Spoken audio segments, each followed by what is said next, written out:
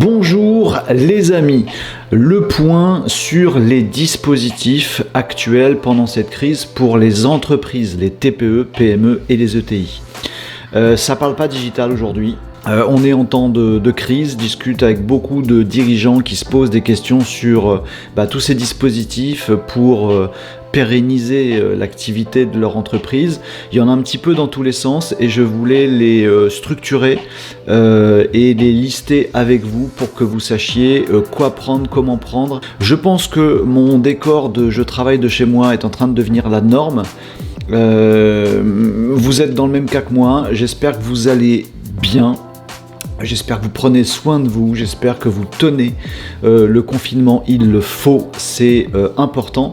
Et pour une entreprise, ça crée des difficultés dingues. Alors voilà mon petit récap des mesures que vous pourriez activer tout de suite maintenant dans l'urgence de cette crise pour pérenniser votre activité.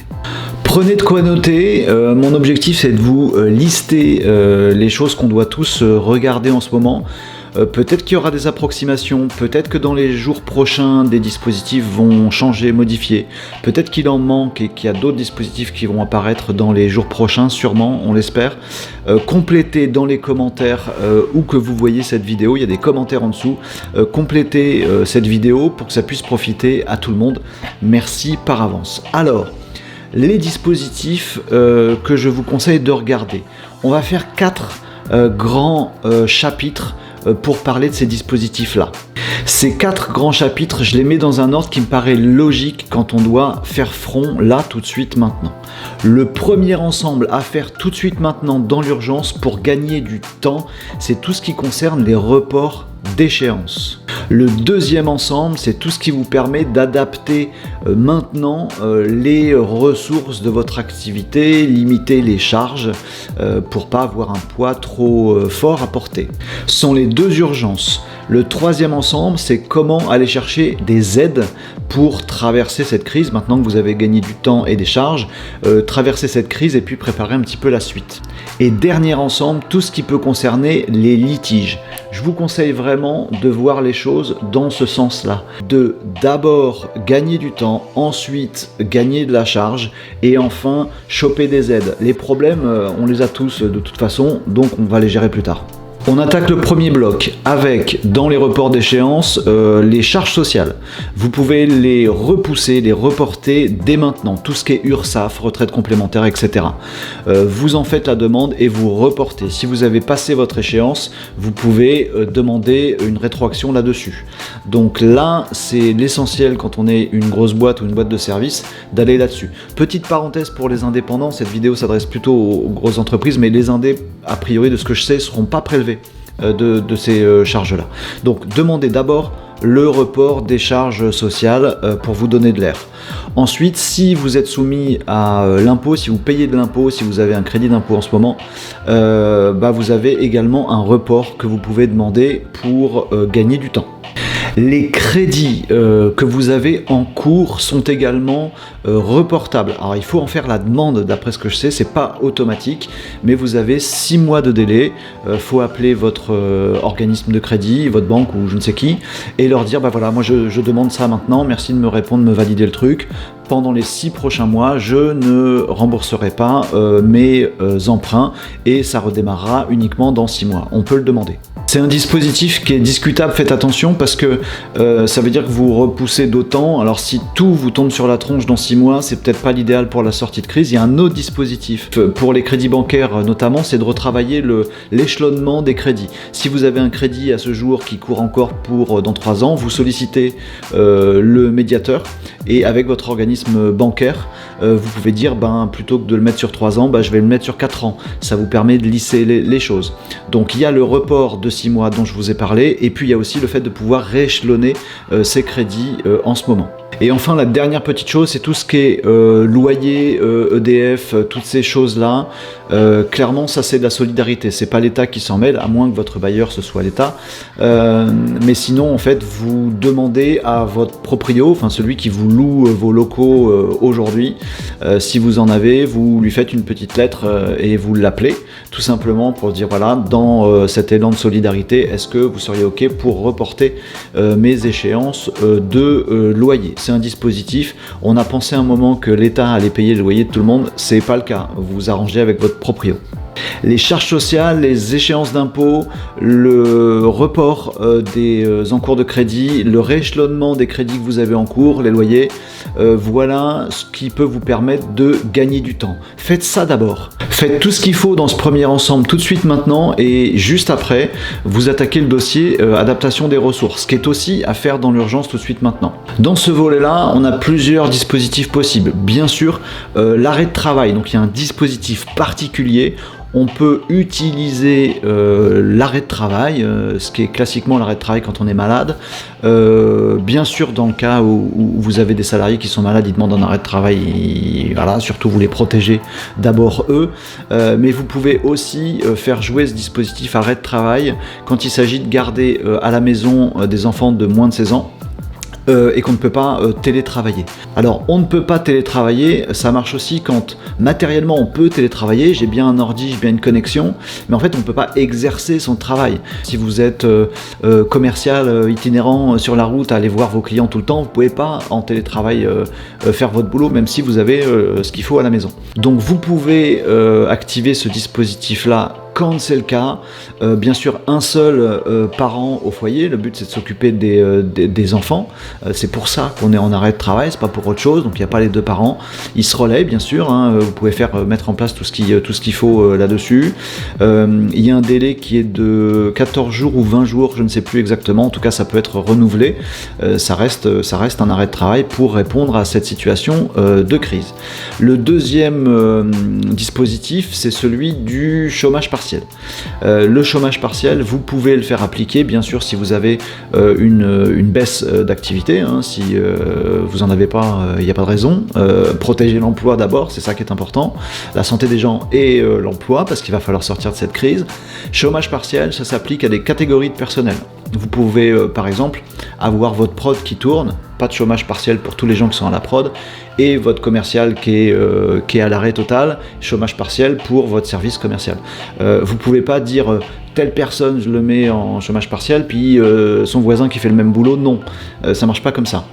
C'est un dispositif, je vous laisserai regarder le détail parce que je ne vais pas tout détailler dans cette vidéo, mais ça s'applique très rapidement et vous avez une couverture de ce chômage partiel que vous décidez dans votre entreprise. Le troisième et dernier dispositif que j'ai en tête sur cette problématique d'adapter vos ressources, c'est l'affacturage. Alors ça ne s'appelle pas comme ça, mais il y a un dispositif de la BPI qui permet de moduler vos factures. En fait, vous pouvez confier les factures que vous avez en cours. Vous avez par exemple des clients dans l'hôtellerie, ils vont vous payer ce que vous faites pour eux, mais maintenant là, ils n'ont pas de trésorerie qui rentre, c'est la galère, donc ils vont vous demander des échéances de règlement de ce qu'ils vous doivent. En fait, vous pouvez affacturer, vous pouvez confier à la BPI ces factures-là, la BPI vous les avance. Comme ça vous permet de donner du délai à vos clients qui doivent vous payer et tout le monde est content. Là encore, c'est de l'adaptation de ressources. Voilà pour ces dispositifs à faire pour adapter vos ressources. Il y en a peut-être d'autres, partagez en commentaire. Mes deux derniers chapitres sont moins urgents, mais dès que vous avez clos les deux premiers, vous passez à ceux-là. Donc le troisième chapitre, c'est celui des aides. Donc il y a des choses qui se mettent en place tout doucement actuellement, et je pense qu'il y aura d'autres dispositifs qui viendront par la suite. Sachez déjà que toutes les petites entreprises, alors désolé, ça ne s'adresse pas forcément aux PME, mais les toutes petites entreprises qui ferment, je pense notamment aux commerçants, etc., ont une prime, vont avoir un versement de 1500 €. C'est pas lourd, mais c'est déjà ça, il faut le prendre. Je crois savoir que c'est à partir du 1er avril. Donc tous ces commerces qui ferment, vous pourrez demander cette aide-là. Pour les entreprises, les PME, les ETI, il y a deux gros dispositifs en ce moment. Il y en aura peut-être d'autres, partagés en commentaire, on fera vivre tout ça. Le premier dispositif, c'est le prêt de trésorerie, à voir avec votre banque. Donc c'est un prêt bancaire. En fait, la BPI sert de fonds de garantie sur ce prêt-là. Donc c'est un prêt à discuter avec votre banque. Votre banque devrait être plutôt favorable au fait de vous donner le prêt. Il faut que ce soit bien sûr étayé, hein. C'est pas juste je veux des sous comme ça. C'est des vrais prêts de trésorerie auprès de vrais organismes bancaires. Simplement, la BPI facilite les choses puisqu'elle garantit ce prêt-là, plutôt que ce soit votre entreprise ou le dirigeant qui le garantisse. En plus de ça, il y a un report des premières échéances de 6 mois. C'est-à-dire que vous appelez votre banque, vous lui faites un brief, vous lui dites voilà, j'ai besoin d'un prêt comme ça, le prêt serait potentiellement garanti par la BPI, acceptez-le s'il vous plaît, et je commencerai à vous rembourser ce prêt que dans 6 mois. C'est le vrai gros dispositif à mettre en place maintenant pour prévoir la sortie de crise, l'après-crise, où il va falloir avoir un petit peu d'argent et un peu de reins solides pour essayer de traverser tout ça et de s'en relever le plus vite possible. Le dernier dispositif sur cette partie aide, c'est le prêt à tout de la BPI. C'est un prêt court qui peut être sur des gros volumes, je crois que ça va jusque 5 millions d'euros, entre 50 000 et 5 millions d'euros de mémoire. C'est un prêt court, 3-5 ans je crois, accordé directement par la BPI pour traverser cette crise. Donc là c'est vraiment un dispositif de crise dédié à ça, donc pour traverser les difficultés. Avec ces deux dispositifs là, vous pouvez déjà faire pas mal de choses et commencer à bosser tout de suite maintenant pour la sortie de crise et la reprise que je vous souhaite à tous. On va avoir beaucoup de travail. Dernier volet, dernier petit chapitre, si vous avez des difficultés de discussion avec vos fournisseurs, avec vos clients.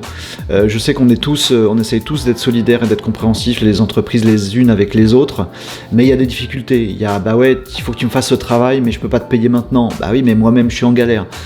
Bon, il y a ça qui se passe. Sachez que vous avez le médiateur des entreprises qui est sollicitable. Apparemment, de ce que je sais, ça marche plutôt bien. Ils sont vraiment à bloc en ce moment pour être disponibles. Donc vous pouvez passer par la médiation des entreprises directement parce que tel client machin et tel fournisseur machin, et qu'est-ce qu'on fait? Généralement, il fait une médiation directe entre les deux, il trouve une solution et il vous dit les gars, faut faire comme ça. Le fait d'avoir un tiers, ça met généralement tout le monde d'accord. Donc restez pas dans les difficultés, c'est pas le moment de se bouffer la tronche. Faites appel à la médiation des entreprises, elle va nous régler nos problèmes, on reste solidaires et c'est comme ça que nos entreprises s'en sortiront. Je termine justement là-dessus cette petite vidéo. Je vous ai parlé de dispositifs, j'en oublie. Partagez en commentaire s'il vous plaît d'autres dispositifs qui arriveront ou que j'oublie, ou faites des rectifications si j'ai dit des bêtises. J'essaie de vous donner un truc listé comme ça, structuré, ou si vous avez besoin de détails ou si vous avez des détails à donner, partagez tout ça en commentaire pour tout le monde. C'est là-dessus que je voulais terminer. La solidarité dans ce moment de crise, c'est un truc super important. Je parle pas de la solidarité pimpin, on est tous autour du feu de camp. On est des entreprises, on a des emplois à sauvegarder. Chacun de nous, chef d'entreprise, sait que son client, son fournisseur, sa problématique, c'est aussi d'avoir des emplois à conserver et à pérenniser. On le sait tous. C'est pas juste nous qui sommes dans le problème et puis les autres, on va leur marcher sur la tronche. On a tous le même problème et tout ça est interconnecté. Donc si on arrive à s'entraider, si on arrive à se parler, si on arrive à mettre son ego dans sa poche et de dire ouais, t'es dans la merde, mais vas-y, explique-moi et je peux peut-être faire un truc pour toi, mais moi-même je suis dans la merde, mais je vais demander à quelqu'un d'autre et puis tous ensemble on va y arriver. Vous voyez ce que je veux dire? Voilà, je suis dans un réseau qui s'appelle le CJD où on est un ensemble de chefs d'entreprise et on discute tous ensemble de nos vies intimes de chefs d'entreprise, qu'on ait des petites boîtes, des moyennes boîtes ou des très grosses boîtes, et on a tous les mêmes. On a tous la volonté de pérenniser ce qu'on construit, et ce qu'on construit, ça repose essentiellement sur des gens. On est tous en crise avec cette saloperie en ce moment. Soyons tous solidaires, salariés, dirigeants, managers, les entreprises entre elles. Je pense que la solution, elle est là. De la solidarité pragmatique, concrète. J'espère avoir apporté ma petite pierre à l'édifice. Compléter ça, parce que moi tout seul je suis comme vous, je suis beaucoup moins fort, alors qu'ensemble on peut réussir à traverser tout ça. Merci, j'espère que cette vidéo vous a été utile et je vous dis à très bientôt. Je vais parler d'autres sujets, j'espère un peu plus liés au digital, qui est plus ma partie, mais on peut aborder ce que vous voulez.